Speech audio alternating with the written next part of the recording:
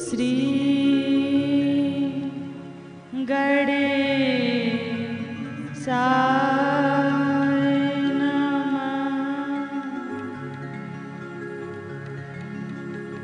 वक्रतुंड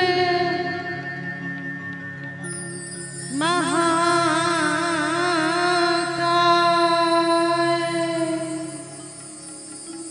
सूर्यकोटि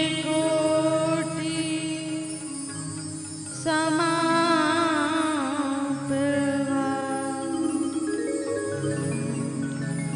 निर्विघ्नं कुरु।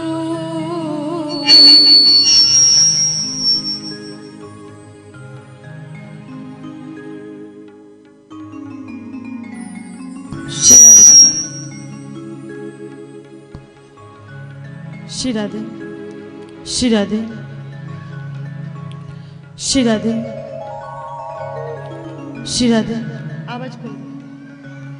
श्री राधे श्री राधे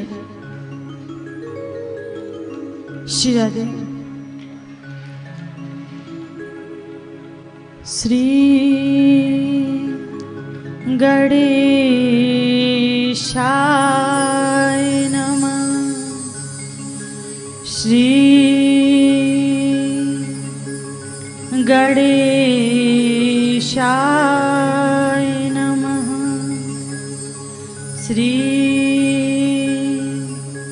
गणेशाय नमः। वक्रतुंड महाकाय सूर्यकोटि समाप्रभा निर्विघ्नं कुरु मे देवो। सर्वकार्येषु सर्वदा कृष्णाय वासुदेवाय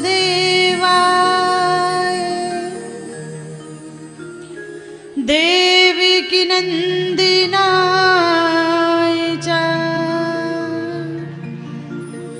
नंद गोप कुमाराय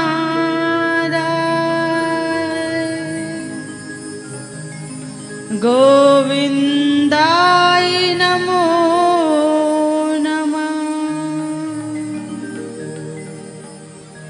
या देवी सर्वभूतेषु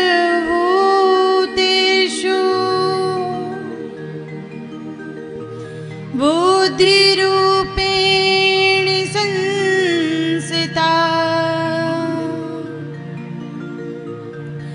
नमस्तस्यै नमस्तस्यै नमस्तस्यै नमो नमः।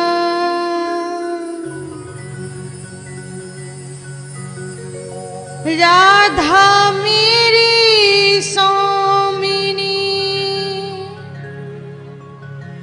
और मैं राधे तेरी दास।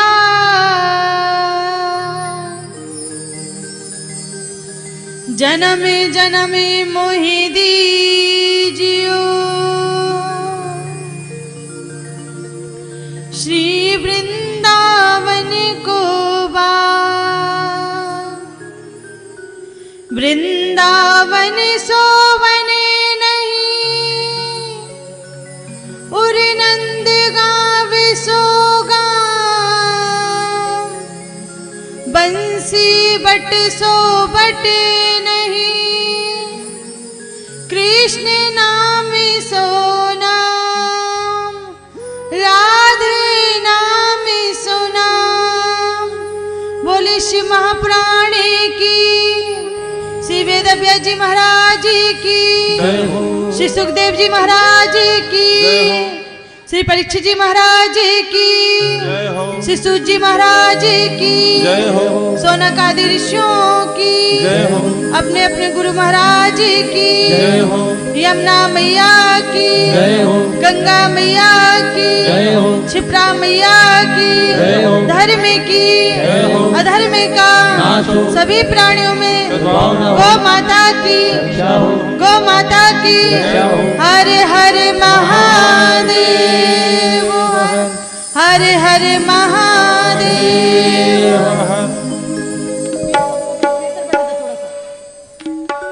श्री राधे। आइए हम सभी लोग हरि नाम कीर्तन करते हुए भगवान नाम लेते हुए शिव महापुराण की कथा में प्रवेश करेंगे। श्री राधे राधे गोविंद गोविंद राधे राधे राधे गोविंद गोविंद राधे राधे राधे गोविंद गोविंद राधे राधे राधे गोविंद गोविंद राधे राधे राधे गोविंद गोविंद राधे राधे राधे गोविंद गोविंद राधे गोविंद राधे गोपाल राधे गोविंद राधे गोपाल राधे गोविंद राधे गोपाल राधे गोविंद राधे गोपाल राधे राधे राधे गोविंद गोविंद राधे राधे राधे गोविंद गोविंद राधे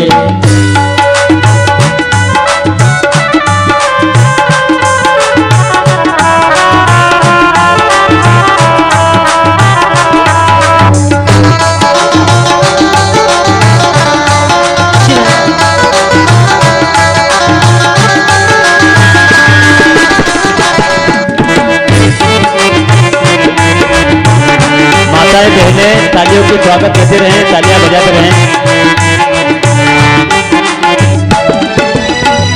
गोविंद राधे गोपाल राधे गोविंद राधे गोपाल राधे गोविंद राधे गोपाल राधे गोविंद राधे गोपाल राधे राधे राधे गोविंद गोविंद राधे राधे राधे गोविंद गोविंद राधे राधे राधे गोविंद गोविंद राधे राधे राधे गोविंद गोविंद राधे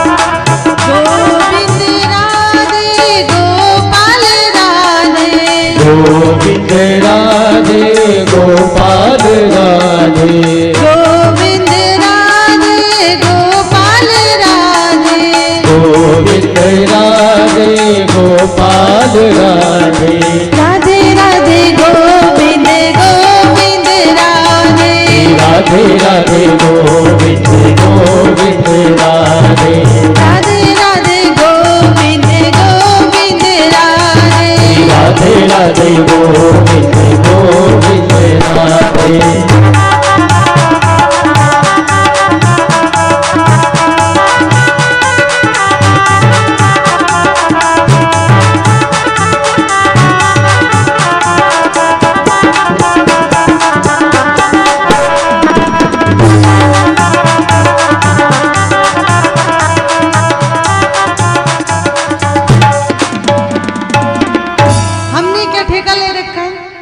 ठेका ले रखा है कि हम ही बस कीर्तन करेंगे, तुम लोग बस आपस में बात करोगे।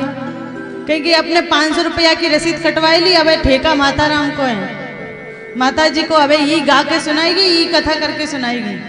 अपने तो दे ही दिए पैसा, ना तो की ताली बज रही है, ना की मुंह से राधे कृष्णा भगवान का नाम निकल रहा है। क्या ये ने आपस में एक को देख ही रही, कहीं ही को देख ही रही।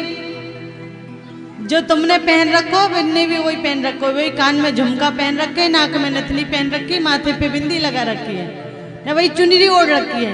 कहीं देखो एक दूसरे को, ऐसा लग रहा है जैसे मैं बस अकेली बोलने के लिए आई हूँ, तुम सब तो हरि नाम का चल रहा है, भगवान का नाम चल रहा है, सब ताली बजाओ, सब मुख से हरि नाम लो, उन हरि से तार जोड़ो, उन भगवान से। 7 दिन में भी नहीं समझ में आया तो कब समझ आएगा तुम्हारे।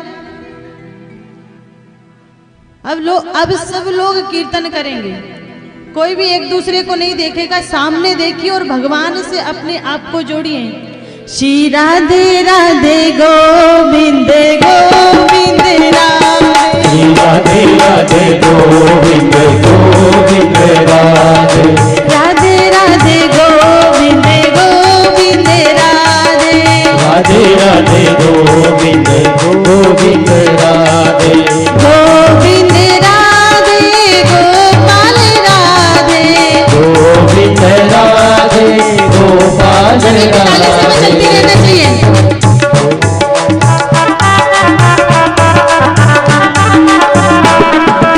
राधे राधे गोविंद गोविंद राधे, राधे राधे गोविंद गोविंद राधे। मुझसे भी बोलना है, ऐसा नहीं कि केवल ताली बजाना है, मुंह में चलना चाहिए।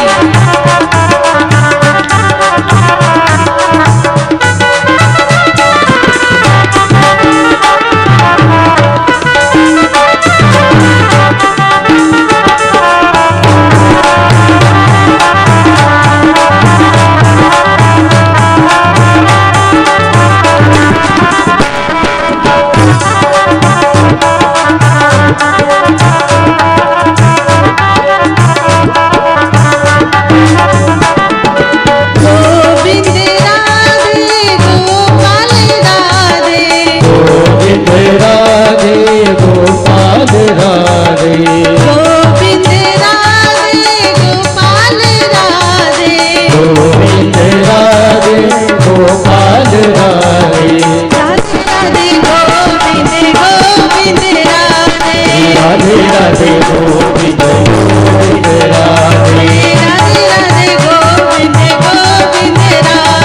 राधे राधे गोविंद गोविंद राधे, राधे राधे गोविंद गोविंद राधे, राधे राधे गोविंद गोविंद राधे, राधे राधे गोविंद गोविंद राधे, राधे राधे गोविंद गोविंद राधे, राधे राधे गोविंद गोविंद राधे, राधे राधे गोविंद गोविंद राधे, राधे राधे गोविंद गोविंद राधे।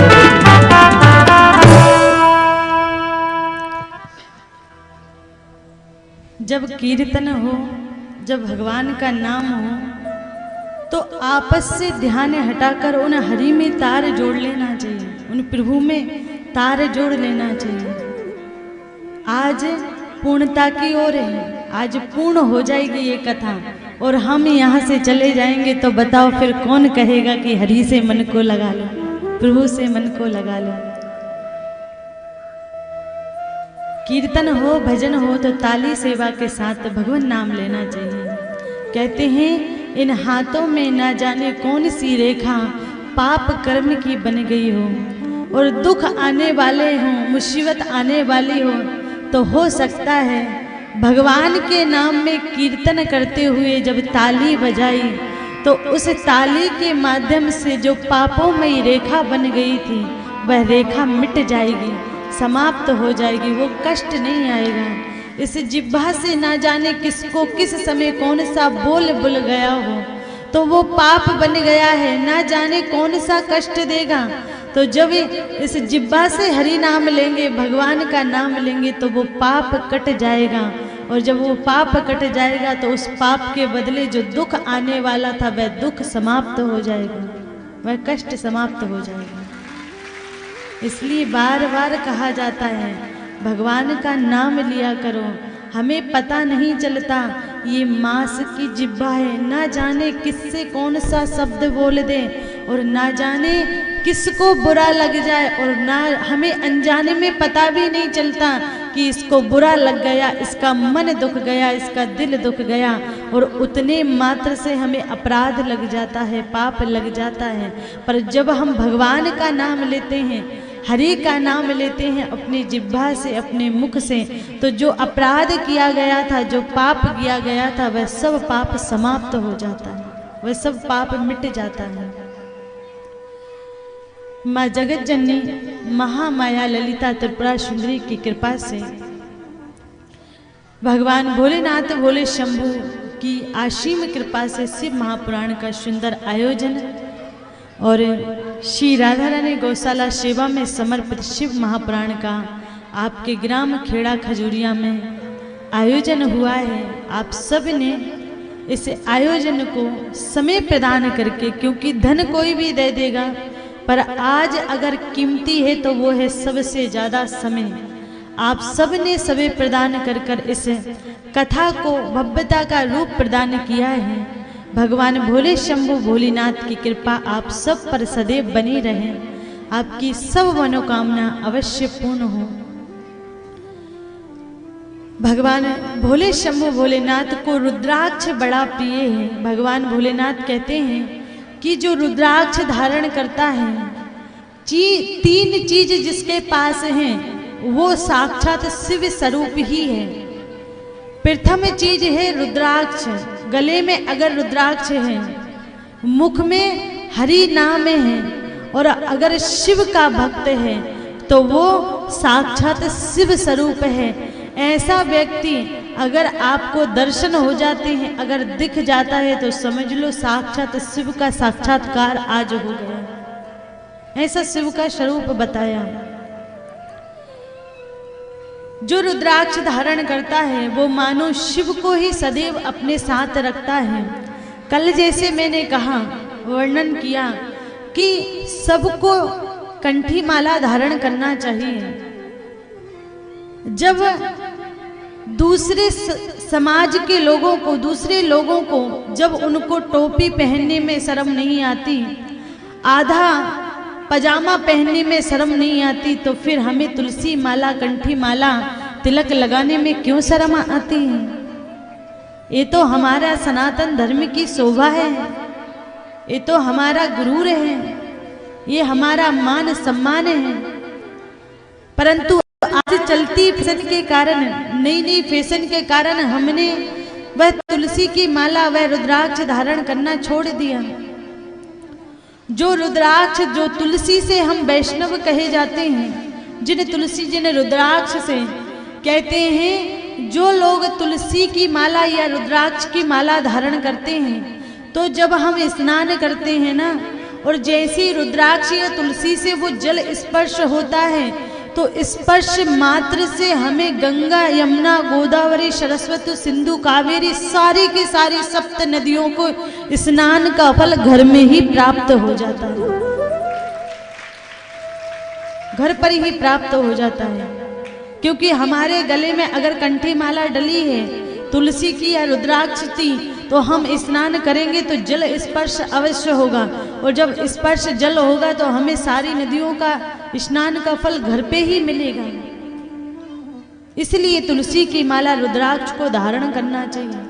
और फिर कहते हैं कि देखो जो कंपनी का सामान होता है ना वो महंगा बिकता है और उस पे लोग विश्वास भी बहुत करते हैं, यकीन भी बहुत करते हैं। टैटो मार्क जो होता है अगर कंपनी का लगा होता है तो लोग उस सामान को ज़्यादा खरीदते हैं और कितना ही महंगा हो फिर भी उसको ले लेंगे। तो अगर हम कहते हैं कि ये जो तुलसी और रुद्राक्ष है ना ये कंपनी का टैटो मार्क है, ये लिखा हुआ है कि हम किस कंपनी के हैं। जब हम पे कुछ नहीं लिखा रहेगा तो हम किसी कंपनी के नहीं होंगे और जब किसी कंपनी के नहीं होंगे तो हमारी कोई कीमत नहीं होगी, बल्कि ठेला पे पड़े होंगे और कोई आएगा 1-2 रुपए में लेकर जाएगा। और अगर किसी कंपनी के रहे तो हम शीशे की दुकान में रखे जाएंगे और महंगे से महंगा व्यक्ति आएगा और लेकर जाएगा। तुलसी और रुद्राक्ष पहनने से हम कंपनी के हो जाते हैं। कैसे होते हैं? तो कहा जिसके गले में रुद्राक्ष होता है तो वो शिव की कंपनी का होता है और जिसके गले में तुलसी की माला होती है तो वो भगवान विष्णु भगवान कृष्ण की कंपनी का होता है। तो इससे पता चलता है कि हम किस कंपनी के हैं। और बहुत आवश्यक है तुलसी और रुद्राक्ष को धारण करना। कहते हैं जो भोजन हम करते हैं ना इसमें हजारों कीड़े मरते हैं, हजारों हत्याएं होती हैं। उन सब हत्याओं का जो पाप है वो अन्न के अंदर आ जाता है और जब हम वो पापों में अन्न खाते हैं तो हमें पाप लगता है, हमें अपराध लगता है। परंतु जिस समय हमारे गले में तुलसी की माला और रुद्राक्ष होता है और हम भोजन को करते हैं तो क्योंकि भोजन तो पापमय है, हमने दवाई छींची, दवाई डाली, यूरिया DAP डाले तो कितने सारे जीव मरे, वो सब हत्या उस अन्न के अंदर आ गई, वो सब पाप अन्न के अंदर आ गया। और जब हमने उस अन्न का भोजन किया, उसको खाया तो वो पाप सब हमारे अंदर आ गए। तो कहा इन पापों को कैसे समाप्त करें, कैसे मिटाएं? तो कहा अपने गले में तुलसी और रुद्राक्ष धारण करिए। तो इससे होगा क्या? तो कहा रुद्राक्ष जब स्पर्श किया जाता है तो भोलेनाथ को भोग लग जाता है और तुलसी जब स्पर्श की जाती है तो नारायण भगवान को भोग लग जाता है, हरि को भोग लग जाता है। और जिस वस्तु का भोग लगा दिया जाता है, जिस वस्तु को भगवान स्वीकार कर लेते हैं उस वस्तु में फिर पाप नहीं रहता और जब वो प्रसाद अंदर जाता है तो उस अन्न का पाप हमें नहीं लगता, उस अन्न का पाप नहीं लगता जो हम भोजन करते हैं। और जैसे कंठ पे भोजन आया और तुलसी से और रुद्राक्ष से स्पर्श हुआ तो उतने स्पर्श मात्र से उसका जो पाप है वो सब समाप्त हो जाता है और फिर हमारे अंदर जो जाता है वो केवल साधारण अन्न नहीं बल्कि भगवान का प्रसाद बन के जाता है। भोजन जो होता है वो भगवान नारायण का, भगवान शिव का प्रसाद बन के जाता है। इसलिए तुलसी और रुद्राक्ष अवश्य धारण करना चाहिए। कहते हैं जिसके जो रुद्राक्ष धारण करता है भूत प्रेत पिशाच डाकन ये कोई भी उसके स्पर्श नहीं कर सकते, उसके पास भटक भी नहीं सकते, उसके पास आ भी नहीं सकते। जो तुलसी की माला धारण करता है उसे भारी बाधा नेगेटिव ऊर्जा छू भी नहीं कर सकती, स्पर्श भी नहीं कर सकती। इसलिए तुलसी और रुद्राक्ष अवश्य धारण करना चाहिए। और तुलसी और रुद्राक्ष में इतनी अच्छी एक तरंग निकलती है, वो तरंग हमारी मन और बुद्धि को शांत रखती है। मन बुद्धि को शांत रखते साथ साथ में सात्विक ऊर्जा हमें प्रदान करती है, सात्विक विचार हमारे मन में आते हैं, सात्विक कार्य करने का हमारे मन में भाव आता है।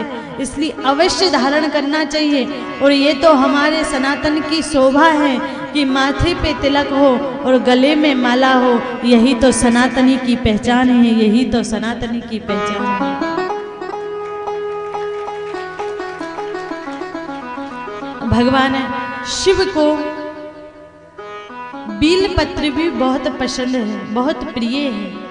शिव को जो बील पत्र अर्पण करता है वो भगवान भोलेनाथ उसको जैसे माता पार्वती मैया को बहुत प्रेम किया करते हैं, स्नेह बरसाया करते हैं, वैसे जो बील पत्र अर्पण करता है उस पर भगवान शिव की कृपा वर्षा करती है। ये बील पत्र आया कहाँ से, ये बील पत्र है क्या? तो कहा एक बार नारायण भगवान और माता लक्ष्मी का झगड़ा हो गया, क्योंकि बड़े घर की बेटी होती है तो कभी कभी अगर कोई पति ज्यादा बोल दे तो वो सीधा कहती है तुम जानते नहीं मेरे पिताजी वकील है, अभी जाके शिकायत करूंगी कोर्ट में ले जाएंगे। तुम जानते नहीं मेरे पिता पुलिस वाले हैं, अभी शिकायत करूंगी थाने में बंद कर देंगे। तो वैसे ही लक्ष्मी जी किसकी पुत्री है? सागर की पुत्री। और सागर की पुत्री है तो नारायण भगवान कुछ बोले तो लक्ष्मी जी ने कहा ऐसी उसी समझ रखा है क्या? सागर की पुत्री हूं, अभी पिता से कहूंगी तो महाप्रलय ला देंगे, पूरे संसार को समाप्त कर देंगे। तो नारायण भगवान ने कहा अच्छा सागर से कहेगी, जा जाकर कह दे आज तेरी बात नहीं मानने वाला। अब झगड़ा हो ही जाता है कभी कभी पति पत्नी में। पति पत्नी का झगड़ा जैसे सास बहू का झगड़ा चलता है ना, वैसे पति पत्नी का भी छोटा मोटा झगड़ा चलता ही रहता है। और बड़े घर की बेटी हो तो वो तो बिल्कुल दब के नहीं रहने वाली। तुम्हें पता नहीं, जैसे सत्यभामा जी ने कहा ना भगवान श्री कृष्ण से, किस बात की धमकी देते हो? सवा मन सोना लेकर आई हूं साथ में। क्योंकि सत्यभामा जी जो थी वो मणि लेकर गई थी, वो रोज सवा मन सोना देती थी। तो जब वो सोना देती थी तो सत्यभामा जी सब किसी रानी से नहीं डरती थी, ना कृष्ण भगवान से डरती थी। और उनकी बात कोई नहीं माने तो कहती थी अभी पिताजी से शिकायत करूंगी और अभी कहूंगी मणि वापस लो इनसे। सबको डरा के रखती। तो वैसे ही बड़ी घर की बेटी होती है, 2-4 लाख रुपए 10 लाख रुपए ले आती है ना, तो कहते 10 लाख रुपए लेकर आई है, अभी पिताजी से शिकायत करूं, एक तो दहेज लिया है ऊपर से परेशान कर रहे हैं। तो यहाँ एक बार क्या हुआ, पति पत्नी में दोनों में झगड़ा हो गया और झगड़ा इतना बढ़ गया कि दोनों ने बात करना बंद कर दिया। अब बात बंद कर दिया तो दोनों क्या करते, पति को कुछ बात कहना हो तो वो लिख दिया करता, और पत्नी को कुछ बात कहनी हो तो वो भी लिख दिया करती। बोर्ड बना लिया उनने घर में एक। तो अब वो दोनों एक दूसरे से लिख के बात करते, मुंह से बात नहीं करते। अब जब समय बीता तो एक दिन क्या हुआ, पति को 6 बजे सुबह सुबह उठ के कहीं जाना था ऑफिस के काम से। तो उसने क्या किया, एक चिट्ठी में लिख के दे दिया। तो पत्नी ने ले लिया, पत्नी ने भी पढ़ा और सो गई। और सुबह हुआ तो जैसे 6 बजे तो पत्नी ने भी एक चिट्ठी में लिख के रख दिया 6 बज गए, उठ जाइए ऑफिस के काम से जाना है। अब चिट्ठी रखी तो वो बेचारे पति को कहां से पता चले।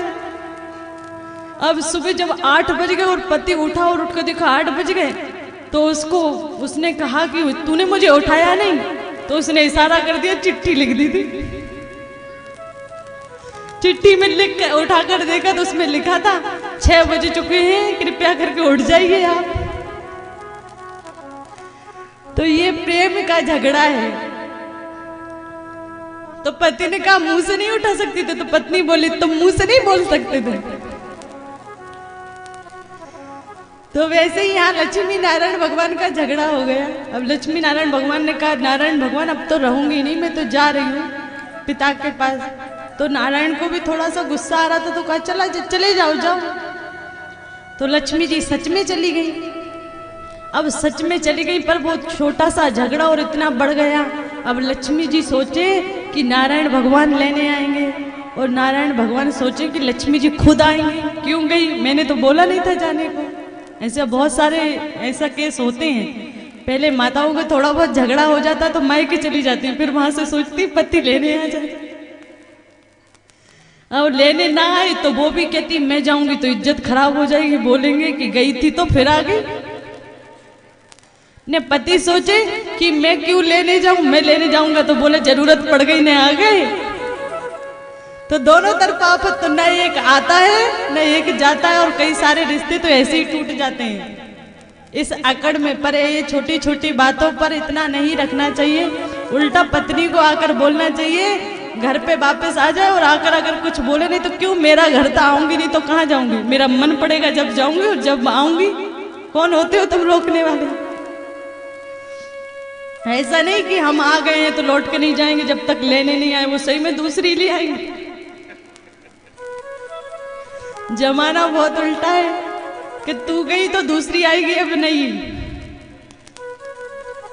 तो तो लक्ष्मी मैया को लेने जब नारायण भगवान नहीं आए और लक्ष्मी जी भी सोचे कि मैं कैसे जाऊं, तो उदास हो गई। और जब उदास हो गई तो वहां नारद जी महाराज आए।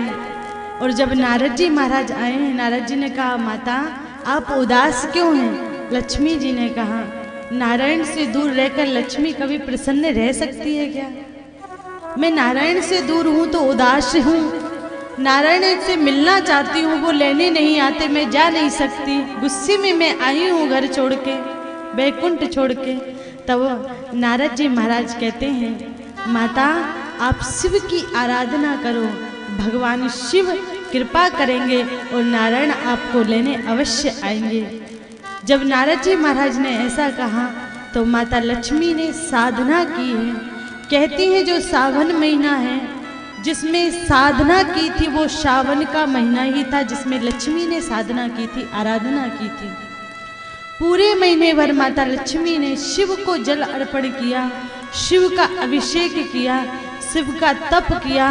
जब सावन का पूर्ण महीना हुआ और पूर्ण सोमवार के दिन भगवान साक्षात शिव प्रकट हुए और शिव के साथ साथ एक वृक्ष उत्पन्न हुआ।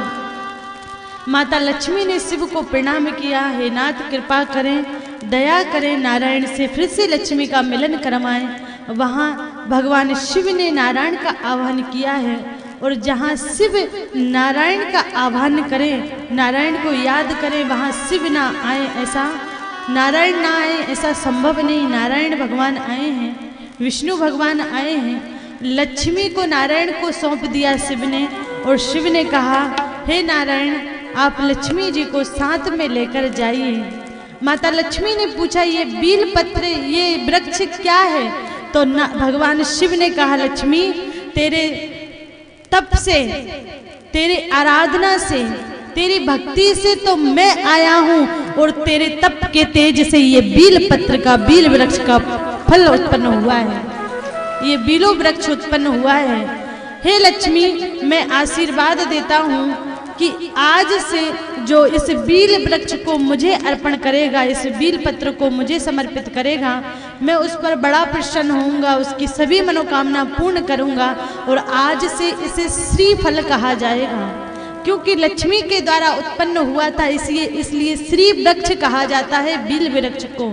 और भगवान शिव को जो श्री वृक्ष का श्री फल अर्पण करता है या उसका पत्र अर्पण करता है, भगवान शिव उस पर बड़ा प्रसन्न होते हैं, बड़े खुश होते हैं।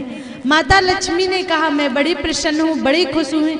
हे नाथ जब आप उसकी मनोकामना पूर्ण करेंगे तो लक्ष्मी जी कहती हैं कि मैं भी आशीर्वाद देती हूँ इस बील वृक्ष को, जो इसके नीचे बैठकर शिव महापुराण का पाठ करेगा या जो इसके नीचे बैठकर शिव की आराधना करेगा या इस बील वृक्ष की पूजन करेगा, इसको जल अर्पण करेगा, तो वो उसके घर में केवल मात्र लक्ष्मी नहीं बल्कि महालक्ष्मी उसके घर में निवास करेगी, महालक्ष्मी उसके घर में निवास करेगी। बोले भोलेनाथ की। ऐसे कृपालु, ऐसे दयालु भोले शंभु भोलेनाथ जिनने लक्ष्मी जी को नारायण से मिलवाया और साथ में ही बील वृक्ष की महिमा बताई। कर दो दिनों का दुख दूर ओ बागंबर वाले, कर दो दिनों का दुख दूर ओ बागंबर वाले, कर दो भक्तों का दुख दूर ओ बागंबर वाले, कर दो भक्तों का दुख दूर ओ बागंबर वाले, कर दो भक्तों का बेड़ा पार ओ बागंबर वाले, कर दो भक्तों का बेड़ा पार ओ बागंबर वाले, ओरे बागंबर वाले, ओरे बागंबर वाले, ओरे बागंबर वाले, ओरे बागंबर वाले, कर दो भक्तों का बेड़ा पार ओ बागंबर वाले, कर दो भक्तों का बेड़ा पार ओ बागंबर वाले।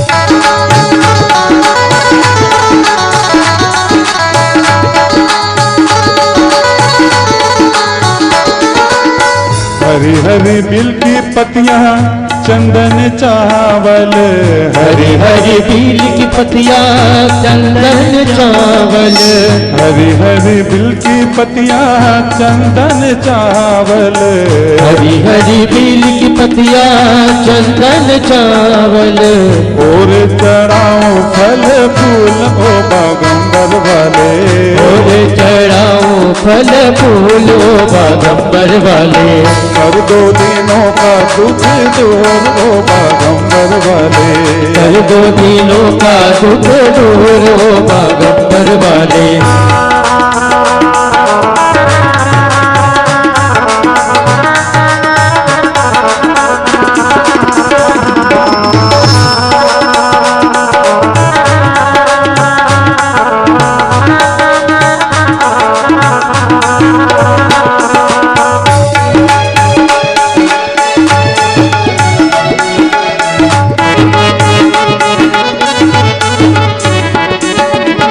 कोई चढ़ाए शिव जी जल की धारा, कोई चढ़ाए शिव जी जल की ये धारा, कोई चढ़ाए शिव जी जल की शीतल धारा, कोई चढ़ाए शिव जी जल की शीतल धारा, कोई चढ़ावे कच्चा दूध ओ बागंबर वाले, कोई चढ़ावे कच्चा दूध ओ बागंबर वाले, कर दो भक्तों का बेड़ा पार ओ बागंबर वाले, कर दो भक्तों का बेड़ा पार हो बागंबर वाले।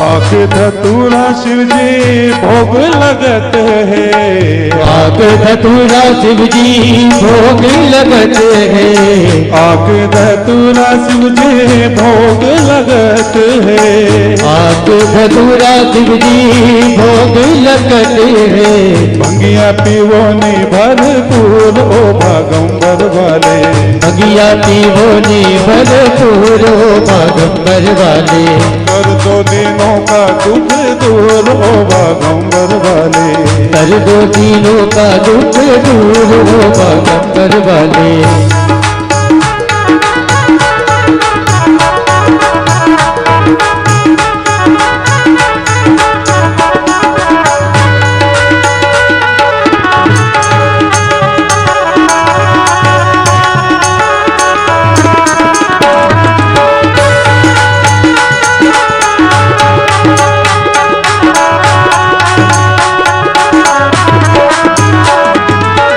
कंचन थार कपूर की बाती, कंचन थाल कपूर की बाती, कंचन थार कपूर की बाती बोला, कंचन थाल कपूर की बाती बोला, आरती करत नर नार ओ बागंबर वाले, आरती करत नर नार हो बागंबर वाले, रोज हो बागंबर वाले, रोजी हो बागंबर वाले, हाँ बागंबर वाले, ओ बागंबर वाले, कर दो भक्तों का बेड़ा पार ओ बागंबर वाले, कर दो भक्तों का बेड़ा पार हो बागंबर वाले, कर दो दिनों का दुख दूर ओ बागंबर वाले, कर दो दिनों का दुख दूर हो बागंबर वाले, ओ बागंबर वाले, हाँ बागंबर वाले, ओ जी हो बागंबर वाले, आदि हाँ बागंबर वाले। हर हरे देव हर हर भोलेनाथ भोले शंभु उन दीनानाथ ने नारायण भगवान को लक्ष्मी को प्रदान किया है। वहां लक्ष्मी नारायण शिव को प्रणाम करके वापस लौट गए। भोले शंभू भी कैलाश धाम पर लौट गए। आगे बहुत सुंदर एक कथा आती है। दूसर नामक का एक दैत्य था। सारे संसार में उसने त्राही त्राही मचा रखी थी। ना किसी को वेद पढ़ने देता था, ना यज्ञ करने देता था, ना शास्त्र पढ़ने देता था, ना तो हरि का भजन करने देता था। बड़ा अनाचार, बड़ा अत्याचार करता था।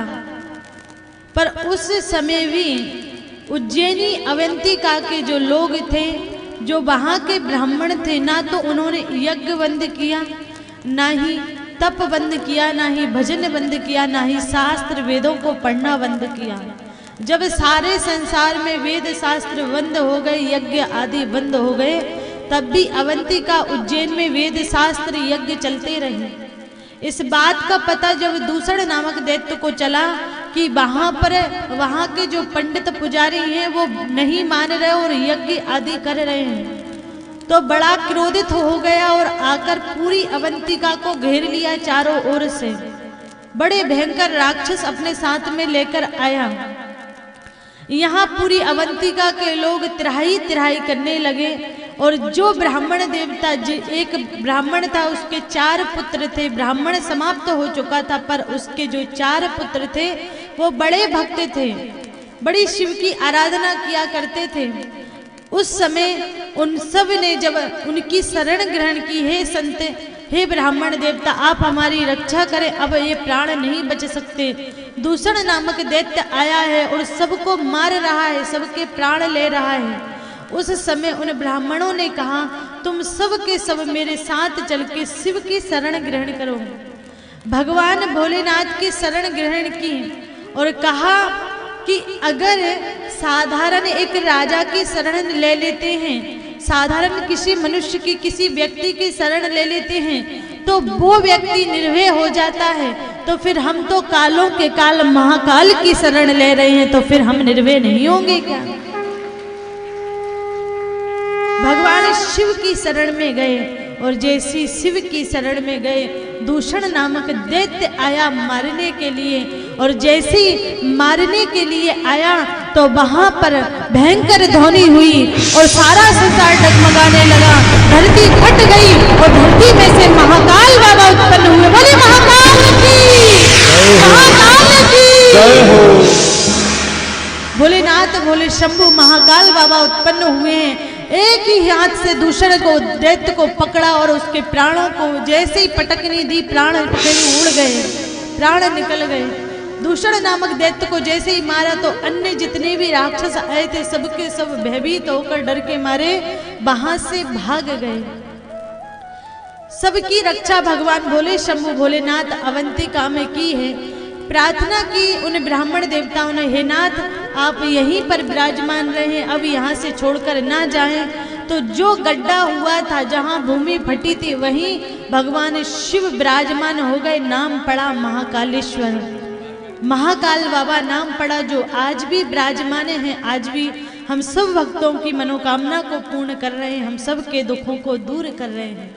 भगवान भोले शंभु भोलेनाथ महाकाल बाबा के रूप में अवंतिका में विराजमान हुए हैं। और कहते हैं कि बाबा की बड़ी बड़ी लीलाएं हैं, बहुत लीलाएं हैं, परंतु क्योंकि समय का अभाव है, महाकाल बाबा ने बड़ी लीलाएं की हैं। पर उनमें से कुछ लीला, एक आध लीला का हम स्पर्श करेंगे। कहते हैं कि किसी ग्राम में कोई भोला भाला एक भक्त रहता था, तो उसके गांव से सब लोग महाकाल के दर्शन करने आ रहे थे। पर पहले कोई 4 व्हीलर या फिर ट्रेन या बस आदि नहीं चलती थी, पहले बैलगाड़ी चलती थी। तो जब बैलगाड़ी चलती थी तो लोग उस बैलगाड़ी में भरा गए। अब सामान भी रख लिया, वो लोग बैठ भी गए, तो उसमें जगह नहीं बची। और जगह नहीं बची तो उस भोले भक्त को वहीं छोड़ दिया कि तू रहने दे, अब तू मत चल, इसमें जगह नहीं है गाड़ी में। तो क्योंकि उस भोले भक्त के मन में बहुत भाव था कि मैं भगवान शिव शंकर का, महाकाल बाबा का दर्शन अवश्य करूंगा, तो उसने क्या किया, ये तो गाड़ी से चले और वो पैदल पैदल ही चल पड़ा। अब क्योंकि ये लोग गाड़ी में थे तो ये जल्दी पहुंच गए और वो पैदल आ रहा था तो उसे समय लगा। जब सब लोगों ने इन्हें दर्शन करके ये काशी के लिए निकल रहे थे उसी समय वो पहुंचा। तो इन्होंने कहा कि क्यों रे तुझे वहां छोड़कर आए फिर भी तू यहाँ आ गया। तो उसने कहा नहीं, मैं तो महाकाल बाबा के दर्शन करूंगा। तो उन्होंने कहा कि तू महाकाल के दर्शन कर, हम तो अब काशी निकल रहे हैं और अब तुझे कौन खाने को देगा, कौन पीने को देगा, कौन तुझे रखेगा, तुझे सोचना चाहिए था, तुझे नहीं आना था। तो उसने क्या कहा कि मैं महाकाल का मेहमान हूं और महाकाल जैसे चाहेंगे मुझे वैसे रखेंगे। मैं महाकाल का मेहमान हूं।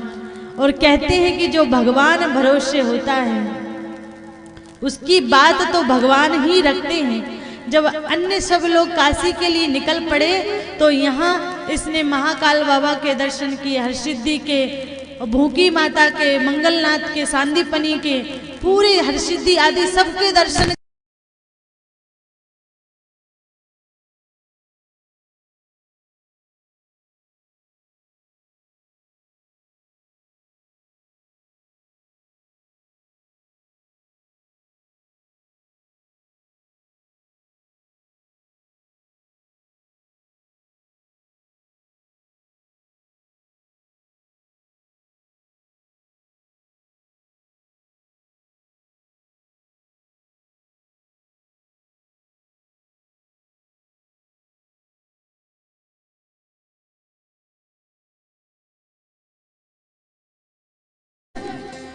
पास से ही बह रही थी तो वहीं पर चबूतरा बना हुआ था। तो ये रात के समय ठंडी भी लग रही थी, सुकड़ के उस चबूतरा पे बैठ गए और जय महाकाल कहने लगे कि महाकाल का मेहमान हूँ, वो जैसे चाहे वैसे रखे। तो इधर जो महाकाल बाबा है उनको चिंता हो गई कि मेरा मेहमान है और भूखा प्यासा है। देखो भगवान के भरोसे जब हम रहते हैं ना तो भगवान हमारी देखभाल किया करते हैं, पर भरोसा होना चाहिए, विश्वास होना चाहिए।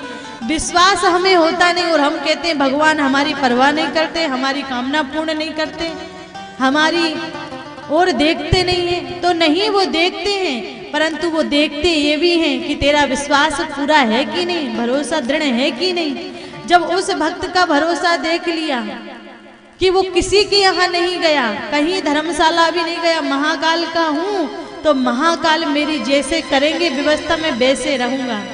अब वहां बैठा रहा तो वहां महाकाल को चिंता हो गई और महाकाल ने अपने पंडित को, अपने पुजारी को सपने दिया और सपने में कहा तू यहाँ आराम से लंबे पैर करके सो रहा है और मेरा मेहमान बेचारा ठंडी में सुकड़ रहा है, जा जा उसको उठा कर लेकर आ, उसको भोजन करा, उसको व्यवस्थित सुला।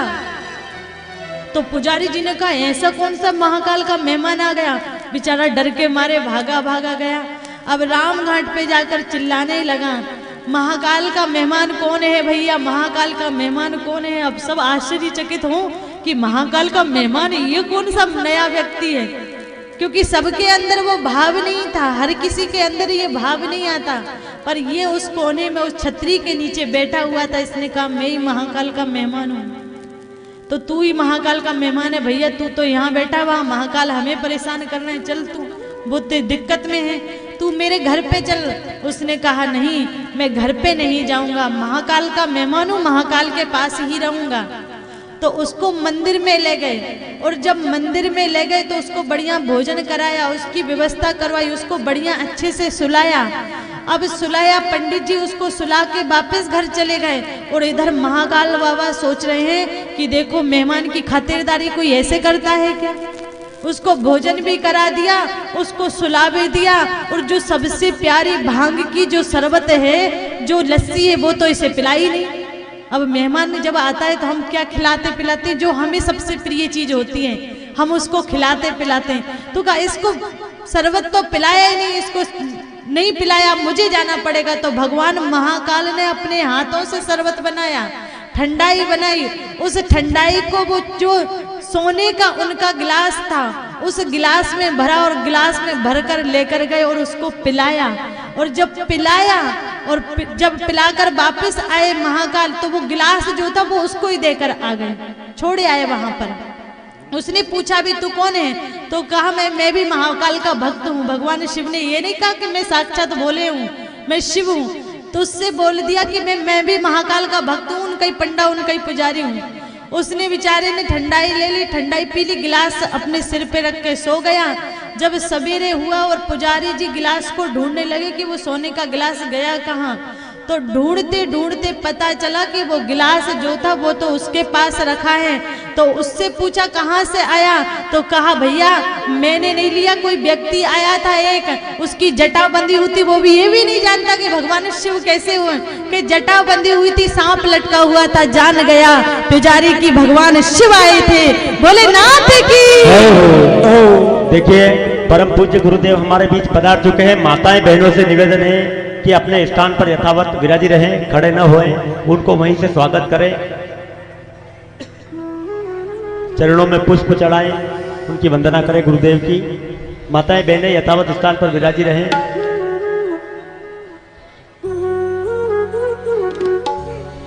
हो गुरुदेव दया करके मुझको अपना लेना, हो गुरुदेव दया करके मुझको अपना लेना, मैं चरण पड़ा तेरी, मैं चरण पड़ा तेरी, चरणों में जगा देना, हो गुरुदेव दया करके मुझको अपना लेना, हो मैं चरण पड़ा तेरी, मैं चरण पड़ा तेरी, चरणों में जगा देना।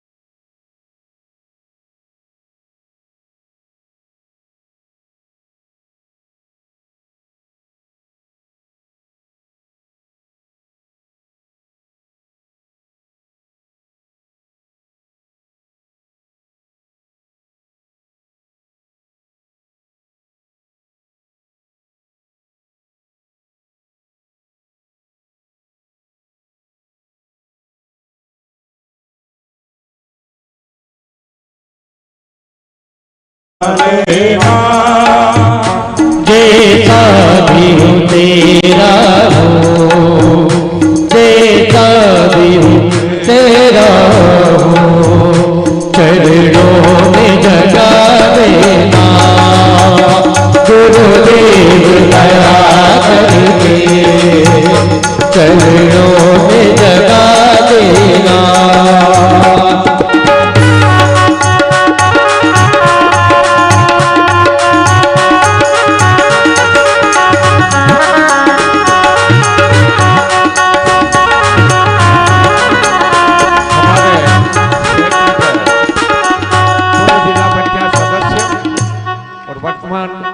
जिला जनपद प्रतिनिधि श्रीमान प्रताप सिंह जी वो महाराज श्री का स्वागत कर रहे हैं।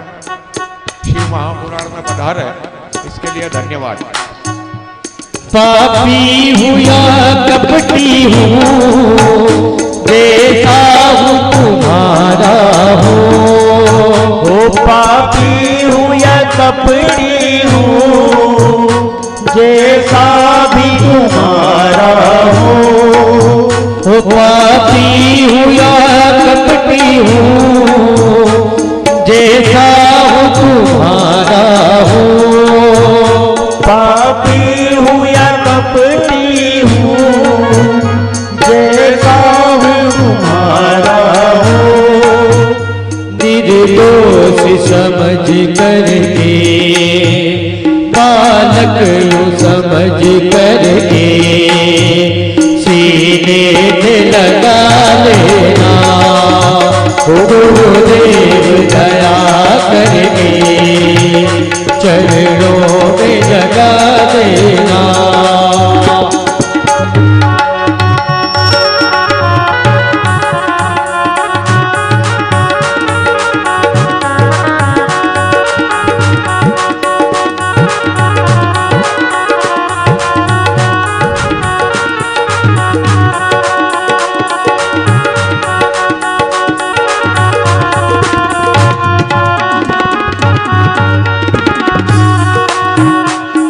इस जग का सताया हूँ, तेरे द्वार पे आया हूँ।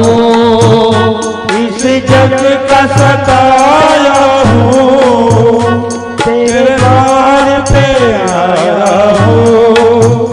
सब नीचे नाते छोड़ो, तेरी शरण में आया हूँ। मुझे अपना समझ करके, मुझे अपना समझ करके चरणों में जगा देना। गुरुदेव दया करके चरणों में जगा देना। गुरुदेव दया करके चरणों में जगा देना। चरणों में जगा देना। मुझे अपना बना लेना। चरणों में जगा देना। सभी भक्त अपने दोनों हाथ ऊपर करके भगवान सदगुरुदेव भगवान का जयकारा लगाएं। बोले सदगुरुदेव भगवान की जय हो। भोले शंभु भोलेनाथ स्वयं जाकर उसको ठंडाई पिलाकर आए हैं। कितने दयावान हैं, कितने कृपावान हैं। उसने उसके मुख से केवल मात्र इतना सा कहा कि मैं महाकाल का मेहमान हूँ, तो महाकाल ने उसे सच में स्वीकार करा कि हाँ ये मेरा ही मेहमान है।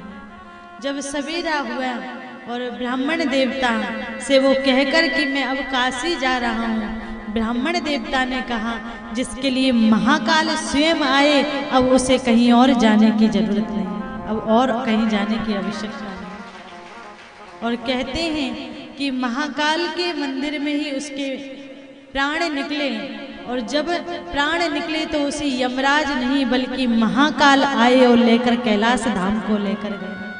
बोले शंभु लेकर गए।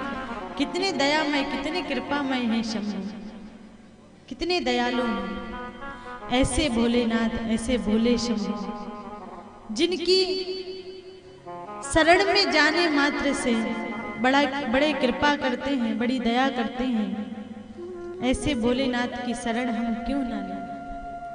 और वो भोलेनाथ भी अगर किसी को प्रेम करते हैं तो वो प्रेम करते हैं गौ माता को। जब तो तभी तो नंदी पर सदैव सवार रहते हैं। जब भोलेनाथ ने जहर पिया तो उस समय जहर जब पिया था तो उनके शरीर में हल्की सी जलन हुई थी, और जब जलन हुई तो उस समय गौ माता का जो दूध था, क्योंकि दूध की जो सीरक होती है वो ठंडी होती है, तो भगवान भोलेनाथ दूध में जाकर बैठ गए गौ माता के, और गौ माता स्वयं आकर भोलेनाथ के ऊपर दूध को अपने आप छींचन करने लगी। जब से भगवान भोलेनाथ दूध में बैठे तभी से भगवान शिव शंभु को दूध बड़ा प्रिय हो गया।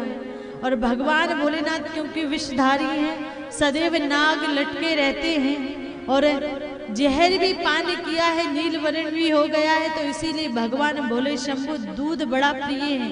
जो दूध चढ़ाता है भगवान शिव को शीतलता प्रदान करता है, भगवान उसको घर में यश कीर्ति संपत्ति प्रदान किया करते हैं।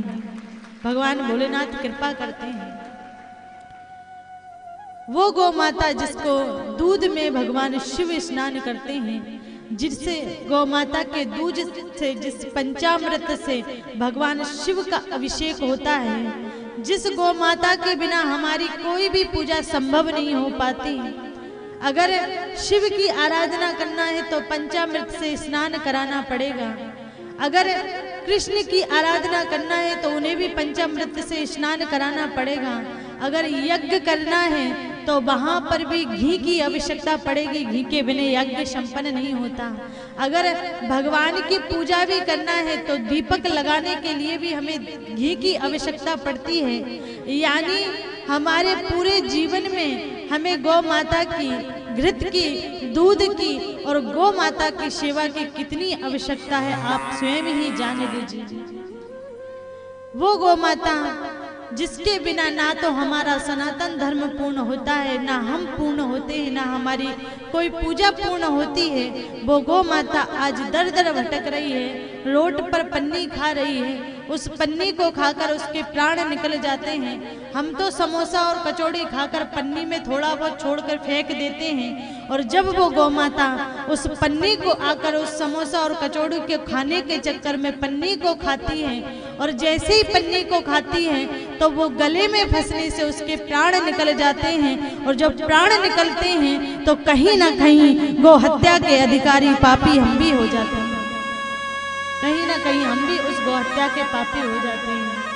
आप सबसे निवेदन है, अगर गौ माता रोड पर नहीं घूमेगी तो ना ही काटने वाले उसे ले जा पाएंगे, ना ही पन्नी खाकर उसके प्राण निकलेंगे, और ना ही गौ माता की दुर्दशा होगी, जिसके अंदर हम 33 कोटि देवी देवता का निवास जिस गौ माता के अंदर है। दीपावली की पूजा हम जब करते हैं तो सबसे पहले हमें गौ माता की पूजा करना पड़ता है, तभी कहीं दीपावली की पूजा संपन्न होती है, तभी कहीं लक्ष्मी की पूजा संपन्न होती है। ऐसी गौ माता दर दर भटकेगी, इससे इस दुर्भाग्य से और कोई दुर्भाग्य नहीं हो सकता। मैं जानती हूँ कि दान आप सब लोग करना चाहते हैं और आप देना चाहते हैं, गौ सेवा भी करना चाहते हैं, पर आपको विश्वास ये नहीं ठहर पाता कि हमारा दिया हुआ धन उचित स्थान पर लगेगा कि नहीं लगेगा, अगर इस धन से दी हुई धन के द्वारा सेवा होगी कि नहीं होगी। तो इसीलिए मैं कहती हूँ कि आप भली चाहे जो दे रहे हैं तो आप हमें दीजिए मत दीजिए, पर वहाँ गौशाला में जाकर स्वयं अपने हाथों से सेट बनवा कर आइए, वहाँ गौ माता को भूसा डलवा कर आइए, आप स्वयं जाकर गौ सेवा कर कर आइए। आपको विश्वास रहेगा कि हाँ, हमारा धन, हमारा संपत्ति जो थी वो गलत स्थान पर नहीं लगी। आपसे बहुत दूर नहीं है श्री राधा रानी गौशाला रुनखेड़ा एवं समस्त देश।